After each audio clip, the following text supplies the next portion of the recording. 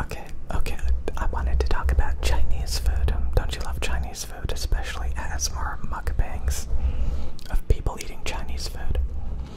When I was dieting a lot and I was starving myself a lot, I would watch a lot of mukbang videos of people eating like Chinese food and all that great stuff. Just gorging themselves, making themselves obese. Just watching them eat. It's really fun to do when you're starving yourself. I haven't done it in a while, I should. But Chinese food is like, if you think about the menu on a Chinese food restaurant, have you ever been to like a Chinese food buffet?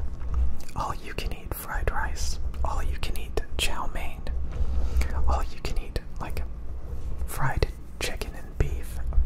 It's usually fried.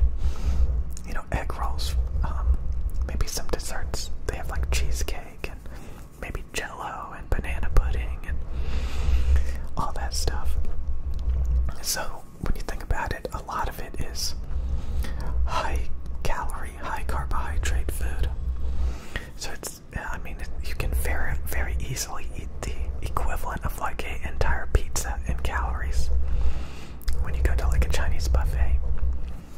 So I don't have anything against Chinese buffets or Chinese food. It's one of my favorite foods. If somebody asked me like what would be my favorite food, it would be like Chinese, Mexican food, Chinese, Mexican food. Those are probably the two main ones. Like I love high quality chicken fajitas with like salsa and chips and guacamole and yeah, it's real good. Or like I love Chinese food. And so I looked up, is Panda Express healthy? If you're really ignorant about like nutrition, you would ask that question, is Panda Express healthy? And you would literally read people's opinions. But if you know about nutrition, and especially like if you've been on like a low carb diet, whole food diet, you know to avoid processed carbohydrates like noodles and fried breads and carbs and all that stuff. So things like egg rolls and chow mein and rice and fried beef and chicken and with all this sugary glazes and flavors, it can quickly add up to several thousand calories. Some people think Panda Express is expensive. I don't really think so. I think if it's below $25 and it tastes really good, it's worth the price. So going to like a fancy restaurant, fancy Mexican restaurant, paying $25 for fajitas and chips, no biggie, no biggie. That will last you the whole day. That's quite a few calories and quite fancy. If you go to a Chinese buffet and it costs a bit, I would expect it to, and I would expect it to be very calorie dense.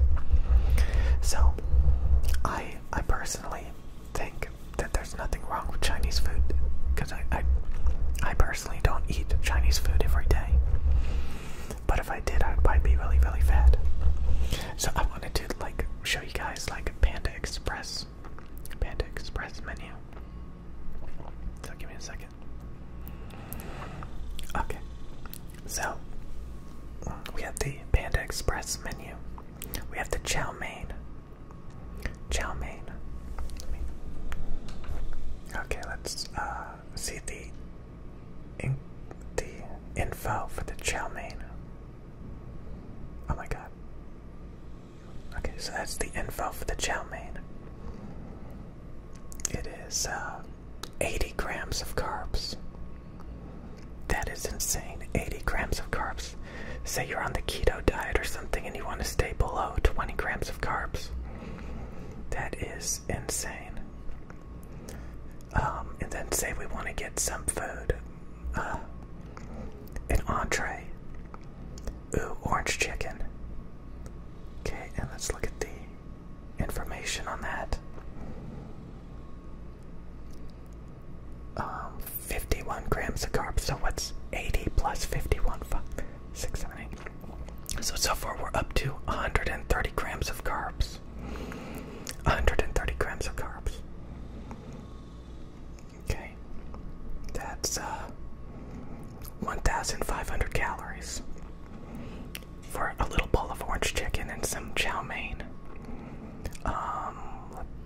this stuff is pretty healthy, low calorie.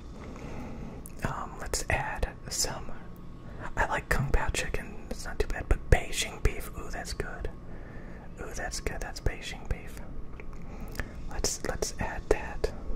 Okay. Let's look at the information. That's 40.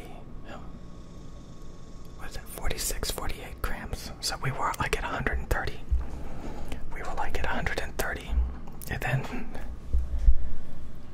we add 46 more grams. Let's round that up to 50 grams. So 50, 60, 70, 180 grams.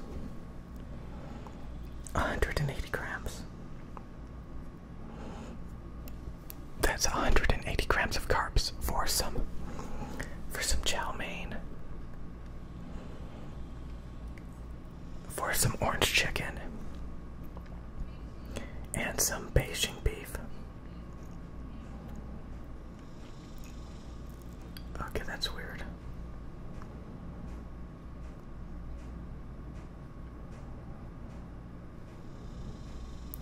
$470 plus 490. That's 1,000. Yeah. Okay. So that's 1,500 calories. And it's only $11. That's pretty cheap. That's pretty cheap. So, that's a lot of carbs. That's a lot of calories. That's, a lot. But if that's all you eat that day, and maybe you don't eat there every single day, you know, maybe the rest of the week you're eating like lean meats, low carb stuff.